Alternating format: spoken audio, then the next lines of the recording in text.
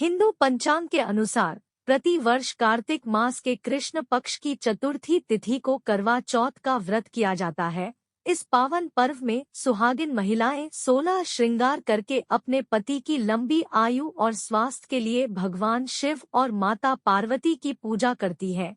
शास्त्रों के अनुसार इस दिन पूजा करने के साथ साथ करवा चौथ की कथा अवश्य सुनना चाहिए, तभी व्रत पूर्ण माना जाता है। इस कथा को पूरा सुनना, आधा अधूरा मत छोड़ना। अगर हमारे चैनल पर नए हैं तो नीचे लाल रंग का बटन दबाकर चैनल को सब्सक्राइब जरूर कर लेना। हम आपके लिए ऐसे ही धार्मिक वीडियो लाते रहते हैं। आइए सुनाते हैं करवा चौथ व्रत की पावन कथा। करवा चौथ की पौराणिक कथा के अनुसार तुंगभद्रा नदी के पास देवी करवा अपने पति के साथ रहती थी। एक दिन उनके पति नदी में स्नान करने गए थे तो वहां उन्हें एक मगरमच्छ ने उनका पैर पकड़ लिया और नदी में खींचने लगा। करवा के पति उन्हें पुकारने लगे। आवाज सुनकर जैसे ही करवा दौड़कर नदी के पास पहुंची तो उन्होंने देखा कि मगरमच्छ उनके पति को मुंह में पकड़कर नदी में ले जा रहा था। यह देखकर तुरंत ही करवा ने एक कच्चा धागा लिया और मगरमच्छ को एक पेड़ से बांध दिया। करवा का सतीव इतना मजबूत था कि वो कच्चा धागा टस से मस नहीं हुआ। अब स्थिति ऐसी थी, मगरमच्छ और करवा के पति दोनों के ही प्राण संकट में थे। फिर करवा ने यमराज को पुकारा। करवा ने यमराज से प्रार्थना की कि वो उनके पति को जीवनदान और मगरमच्छ को मृत्युदंड दें, लेकिन यमराज ने उन्हें मना कर दिया। उन्होंने कहा कि मगरमच्छ की आयु अभी बाकी है तो वो उन्हें मृत्युदंड नहीं दे सकते हैं, लेकिन उनके पति की आयु शेष नहीं है। यह सुनकर करवा बेहद क्रोधित हो गई। उन्होंने यमराज को शाप देने को कहा। उनके शाप से डरकर यमराज ने तुरंत ही मगरमच्छ को यमलोक भेज दिया, साथ ही करवा के पति को जीवनदान दे दिया। यही कारण है कि करवा चौथ का व्रत किया जाता है और प्रार्थना की जाती है कि हे करवा माता, जैसे आपने अपने पति को मृत्यु के मुख से वापस निकाल लिया था वैसे ही मेरे सुहाग की भी रक्षा करना।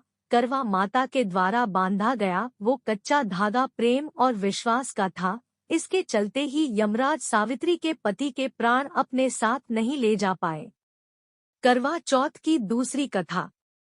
एक साहूकार के 7 लड़के और एक लड़की थी। एक बार कार्तिक मास की कृष्ण पक्ष की चतुर्थी तिथि को सेठानी सहित उसकी 7 बहुएं और उसकी बेटी ने भी करवा चौथ का व्रत रखा। रात्रि के समय जब साहूकार के सभी लड़के भोजन करने बैठे तो उन्होंने अपनी बहन से भी भोजन कर लेने को कहा। इस पर बहन ने कहा, भाई अभी चांद नहीं निकला है, चांद के निकलने पर उसे अर्घ्य देकर ही मैं आज भोजन करूंगी। साहूकार के बेटे अपनी बहन से बहुत प्रेम करते थे। उन्हें अपनी बहन का भूख से व्याकुल चेहरा देख बेहद दुख हुआ। साहूकार के बेटे नगर के बाहर चले गए और वहां एक पेड़ पर चढ़कर अग्नि जला दी। घर वापस आकर उन्होंने अपनी बहन से कहा, देखो बहन, चांद निकल आया है, अब तुम उन्हें अर्घ्य देकर भोजन ग्रहण करो। साहूकार की बेटी ने अपनी भाभियों से कहा, देखो चांद निकल आया है, तुम लोग भी अर्घ्य देकर भोजन कर लो। ननद की बात सुनकर भाभियों ने कहा, बहन अभी चांद नहीं निकला है, तुम्हारे भाई धोखे से अग्नि जलाकर उसके प्रकाश को चांद के रूप में तुम्हें दिखा रहे हैं।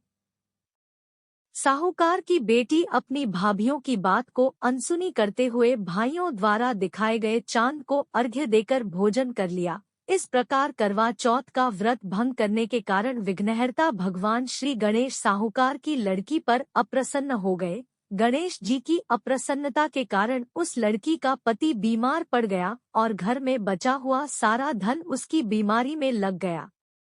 साहूकार की बेटी को जब अपने किए हुए दोषों का पता लगा तो उसे बहुत पश्चाताप हुआ। उसने गणेश जी से क्षमा प्रार्थना की और फिर से विधि विधान पूर्वक चतुर्थी का व्रत शुरू कर दिया।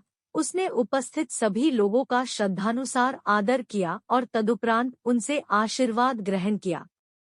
इस प्रकार उस लड़की के श्रद्धा भक्ति को देखकर एकदंत भगवान गणेश जी उस पर प्रसन्न हो गए और उसके पति को जीवनदान प्रदान किया। उसे सभी प्रकार के रोगों से मुक्त करके धन, संपत्ति और वैभव से युक्त कर दिया। धन्यवाद। वीडियो पसंद आया हो तो एक लाइक जरूर करें।